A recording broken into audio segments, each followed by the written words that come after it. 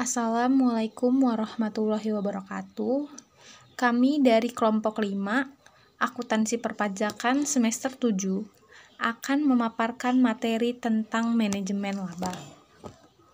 Anggota kami terdiri dari yang pertama Hafidza Oksameliana, yang kedua Maya Arieska, yang ketiga Mega Ayu Kurnianti, dan yang keempat Muhammad Duha Al-Fatin. Manajemen laba. Manajemen laba adalah campur tangan manajemen dalam proses pelaporan keuangan eksternal dengan tujuan untuk menguntungkan dirinya sendiri. Manajemen laba merupakan salah satu faktor yang dapat mengurangi kredibilitas laporan keuangan. Manajemen laba menambah bias dalam laporan keuangan dan dapat mengganggu pemakai laporan keuangan yang mempercayai angka laba hasil rekayasa tersebut sebagai angka laba tanpa rekayasa. Peluang manajemen laba. Kesempatan bagi manajemen untuk mendistorsi laba timbul karena yang pertama, kelemahan yang inheren dalam akuntansi itu sendiri.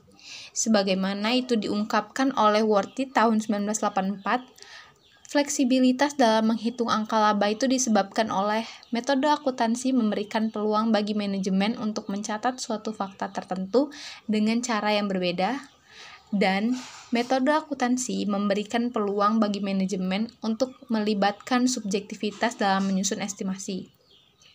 Yang kedua, informasi asimetri antara manajer dengan pihak luar menurut Haley dan Palepus tahun 1993 dan Eisenhardt 1989, manajer relatif memiliki lebih banyak informasi dibandingkan dengan pihak luar termasuk investor.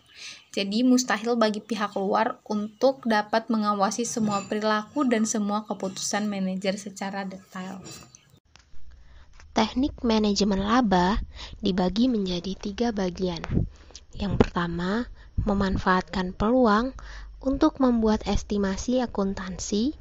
Yang kedua, mengubah metode akuntansi yang ada.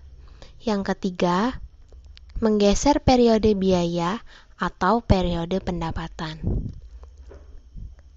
Pemicu manajemen laba. Faktor-faktor pemicunya dikaitkan dengan pihak-pihak yang berkepentingan.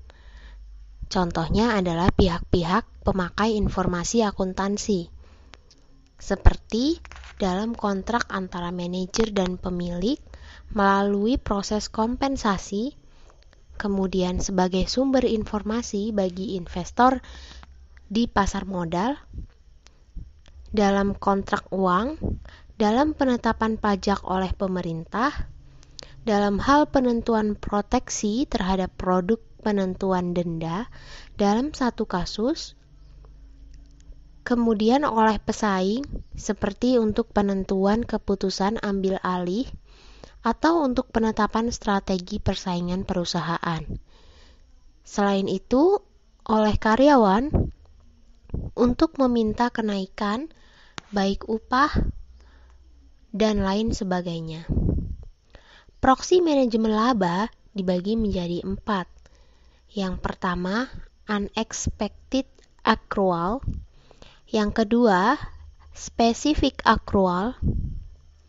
Yang ketiga, pemilihan metode akuntansi. Yang keempat, pergeseran pengakuan pendapatan dan biaya. Proksi manajemen laba, unexpected accrual atau yang sering disebut dengan discretionary accrual. Menurut model Jones, discretionary accrual ini merupakan proksi manajemen laba yang paling normal, menggunakan pendapatan dan aset tetap dalam memproksikan tingkat akrualnya. Selanjutnya, specific accrual sebagai proksi manajemen laba ini dilihat dari bagaimana manajer mempengaruhi laba melalui accrual tertentu. Seperti telah dilakukan 2 penelitian menggunakan untuk spesifik accrual sendiri melihatnya dengan menggunakan cadangan piutang tak tertagih yang digunakan sebagai proksi dalam manajemen laba. Selanjutnya, untuk pemilihan metode akuntansi sebagai proksi manajemen laba, metode ini biasanya digunakan untuk mengevaluasi ada tidaknya rekayasa dalam laba yang dilihat menggunakan pilihan metode akuntansi tertentu, seperti suatu perusahaan yang menggunakan metode depresiasi yang dipercepat dan menggunakan metode pencatatan persediaan LIFO yang kemudian dikelompokkan sebagai perusahaan yang income decreasing. Adapun perusahaan yang tidak menggunakan metode depresiasi yang dipercepat dan metode LIFO dikelompokkan sebagai perusahaan yang income increasing. Selanjutnya, untuk aktivitas operasional sebagai proksi dalam manajemen laba. Ini salah satunya adalah pergeseran pengakuan pendapatan dan biaya. Hal ini terlihat ketika manajer menggeser pembelian persediaan pada tahun yang akan datang untuk kemudian dimasukkan ke dalam pembelian di tahun ini. Selain itu, biasanya manajer memilih waktu penjualan aset perusahaan dan juga menggunakan penundaan pengakuan pendapatan dan biasanya mempercepat dalam pengakuan biaya. Hal inilah yang dinamakan dengan proksi manajemen laba menggunakan aktivitas operasional perusahaan. Dampak rekayasa laba terhadap alokasi sumber daya. Manajemen laba sulit dideteksi jika pihak eksternal tidak dapat menyadari adanya manajemen laba, maka laba hasil rekayasa tersebut dapat menyebabkan distorsi dalam pengambilan keputusan.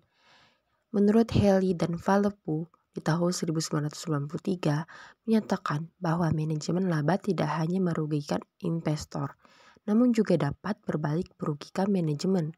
Jika investor sampai mengetahui bahwa informasi yang disajikan oleh manajemen itu tidak benar, harga saham yang overload bisa menjadi undervalued. Tanggung jawab manajer, auditor, akademisi, dan regulator. Penelitian membuktikan bahwa pilihan kebijakan akuntansi dan keputusan bisnis seorang manajer dapat mempengaruhi angka laba, yang pada tahap berikutnya dapat mempengaruhi alokasi dana dalam perekonomian. Namun, di sisi lain, pilihan akuntansi dan keputusan operasional tersebut tidak dapat dikatakan secara jelas sebagai pelanggaran terhadap standar akuntansi yang berlaku. Sebagian orang menganggap rekayasa untuk meningkatkan laba merupakan kesalahan, namun rekayasa untuk mengurangi laba bukanlah kesalahan.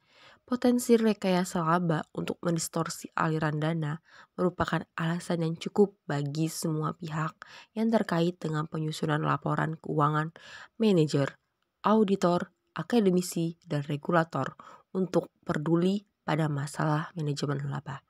Manajer dan internal auditor merupakan pihak pertama yang paling sadar apakah suatu pilihan kebijakan akuntansi dan suatu keputusan bisnis merupakan bagian dari rekayasa laba ataukah tidak. Mereka perlu mempertimbangkan dampak manajemen laba terhadap semua stakeholder agar keputusan yang mereka ambil adalah keputusan yang terbaik bagi semua pihak. Baik, saya akan melanjutkan pemaparan materi dari Saudari Mega. Selanjutnya, akuntan publik sebagai auditor eksternal, di mana yang relatif lebih independen daripada manajemen dibandingkan auditor internal. Sejauh ini diharapkan dapat meminimalkan kasus rekayasa laba dan meningkatkan kredibilitas informasi akuntansi dalam laporan keuangan. Penelitian juga membuktikan bahwa kredibilitas auditor berkorelasi positif dengan kualitas audit dan berkorelasi negatif dengan kesalahan dalam laporan keuangan. Kepedulian akademisi terhadap praktik manajemen laba dapat diwujudkan dengan mengevaluasi lebih dalam praktik yang terjadi dalam dunia usaha melalui penelitian-penelitian. Di Indonesia sendiri, praktik manajemen laba belum banyak dievaluasi. Peran regulator dalam menghadapi praktik manajemen laba dapat dikelompokkan menjadi dua, yaitu tindakan preventif dan tindakan kuratif. Mungkin itu saja yang dapat kami sampaikan. Semoga dapat bermanfaat bagi kawan-kawan semua. Saya akhiri. Wassalamualaikum warahmatullahi wabarakatuh.